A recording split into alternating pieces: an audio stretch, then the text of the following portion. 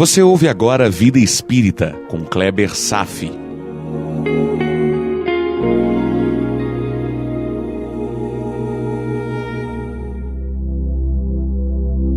Nosso Lar, capítulo 44, As Trevas, parte 3. Meu irmão, nosso último encontro, começamos a estudar sobre as regiões abismais. Nós lemos um texto do livro O Abismo, de Ranieri. Hoje nós vamos ver mais alguns detalhes. André Luiz está interessado em saber o que leva o homem a se fixar nessa região.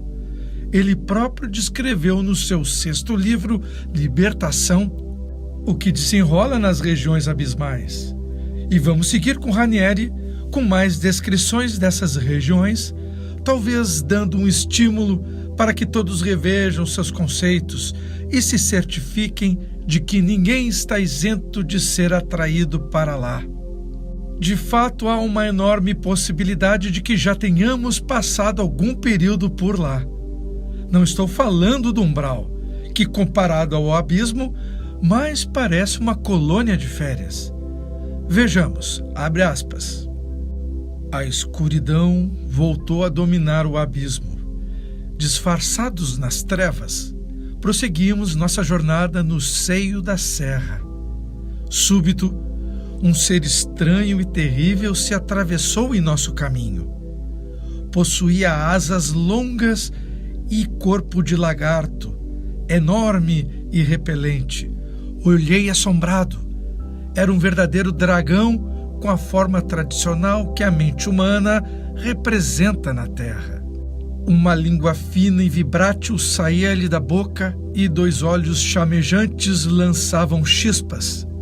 Seria um ser inteligente ou era de fato um simples animal sem consciência?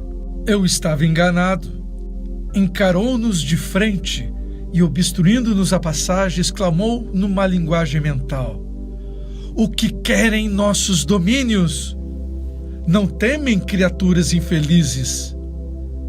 Orcus olhou e disse: Afasta-te, irmão. Somos filhos do Cordeiro e buscamos as profundidades para aprender e progredir. O animal afastou-se aterrado e, após lançando um grito bestial, atirou-se nas profundezas. Um arrepio percorreu minha alma. Contemplei os penhascos e senti-me imensamente só.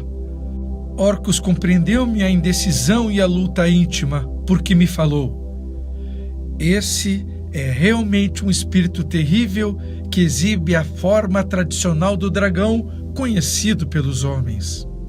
Encontraremos a cada passo aqui espíritos envergando formas animalescas que vivem no abismo. Aqueles que fogem da luz do sol ainda encontram em Deus a misericórdia e o amparo.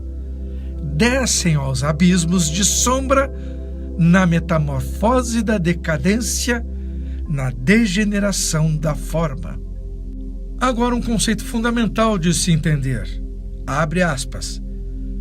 Embora o espírito não retrograde, a forma, contudo, se degrada quando a mente estaciona no mal.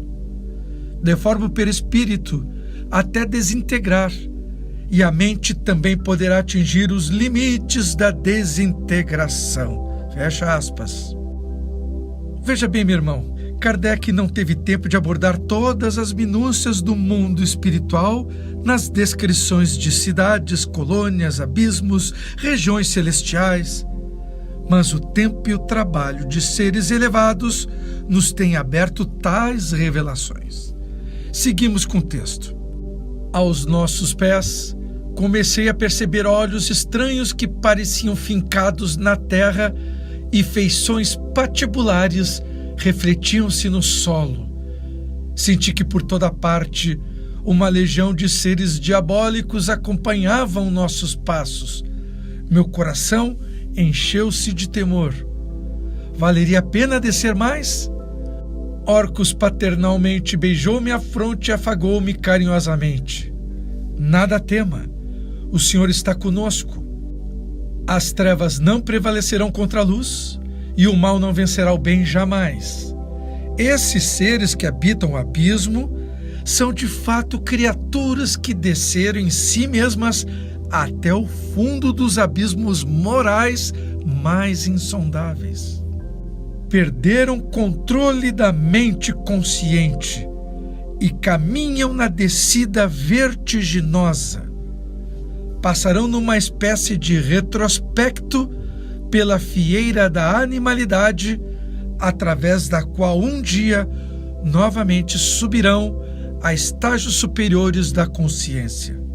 Nos mais recuados infernos penetra a bondade de Deus, nosso Pai, para salvar os que estão perdidos. Eu compreendi o quanto a Igreja Católica estava enganada, que, embora identificando o verdadeiro inferno, errou, considerando eternas as penas e os sofrimentos por que haveriam de passar os seres que condenaram a si mesmos. Jesus também um dia desceu os abismos após a morte na cruz. Foi ali gloriosamente numa demonstração de suprema humildade. Abracei-me a Orcus. Agora, meu irmão, ouça bem essa reflexão de Ranieri. Lá em cima, numa distância que se me afigurava sem limites, ficava o mundo. Como era bela a superfície e como era suave a vida humana. Penetramos por uma entrada porta dentro. Árvores esparsas impunham no ambiente uma estranha nostalgia. Grama e árvores semelhantes às da terra, embora árvores esquisitas de cor avermelhada se enroscassem umas nas outras, como se fossem criaturas abraçadas num supremo delírio. Está seguindo, meu irmão? Agora acompanhe com mais atenção ainda esse seguinte trecho. Uma casa rústica de pedra vulcânica, por onde vegetação luxuriante se agarrava, erguia suas paredes singelas. Batemos, abriu-se a porta, e um anjo de porte majestoso e fisionomia impressionantemente bela estendeu-nos a mão. Era um jovem de augusta beleza, túnica simples e diáfana e de pele lirial. Seu rosto também não demonstrava o sexo. Parecia um jovem de idade eterna e parecia ao mesmo tempo um ser do sexo feminino. Eu sou Atafon, falou com voz profundamente doce. Controlo os caminhos do abismo mais profundo. Entramos. Lá dentro, um verdadeiro lar nos esperava. Fiquei encantado. Jamais poderia supor que onde Deus, em sua misericórdia, colocou os espíritos do mal, colocou também para ampará-los anjos do paraíso. Meu irmão, anjos de Deus vivem também nos abismos, por profundo amor aos homens, filhos de Deus. Nunca, jamais ficamos sem amparo. E segue o texto. Terei prazer em facultar a descida aos grandes abismos para dar proteção. Até certo ponto, eu mesmo os acompanharei. Porém, de longe, os guardas abismais vigiarão. Creio que o último mortal que esteve em nossos domínios, tendo entrado pela região do leste, foi Dante Alighieri. Ninguém mais veio. Senti terrível choque ao ouvir essas palavras. Parecia-me imensa a responsabilidade que caía sobre os meus ombros. De fato, completou Orcus, mas a mensagem de Dante foi deturpada pelos padres, seus irmãos, que desejava adaptar o abismo às suas necessidades mais imediatas. Pretendemos reavivar de maneira gradativa os conhecimentos humanos sobre as zonas do abismo. Um vento frio começou a soprar lá fora e uma onda imensa de queixumes passava por eles. Embora as paredes do lar de Atafon abafassem os sons, ainda assim ouvíamos. são os lamentos das almas desesperadas, disse ele, que pela acústica dos penhascos chegam até nós. Meu querido irmão, esses sofredores estavam mais abaixo ainda, está percebendo? E seguimos o texto. Abre aspas. Esse vento frio é o Teon.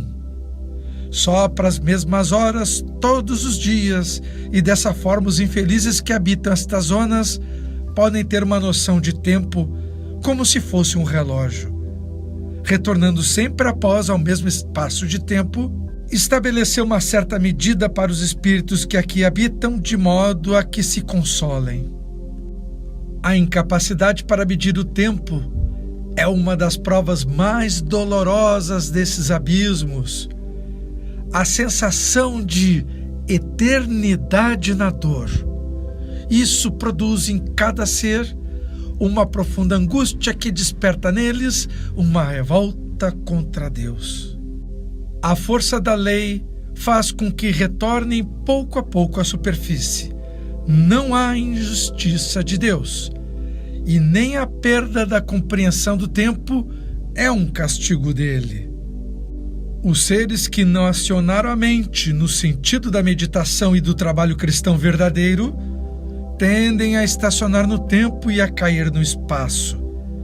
Se prosseguem nesse caminho de inconsciência, atingirão um dia a desintegração do próprio perispírito.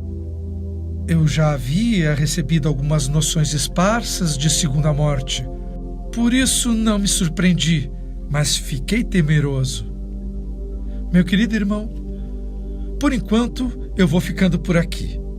Vimos que o perispírito se deteriora com a deterioração moral. Vimos que os espíritos, assim, podem assumir formas de animais, de vegetais, que são resquícios de suas antigas experiências quando viveram como estas espécies.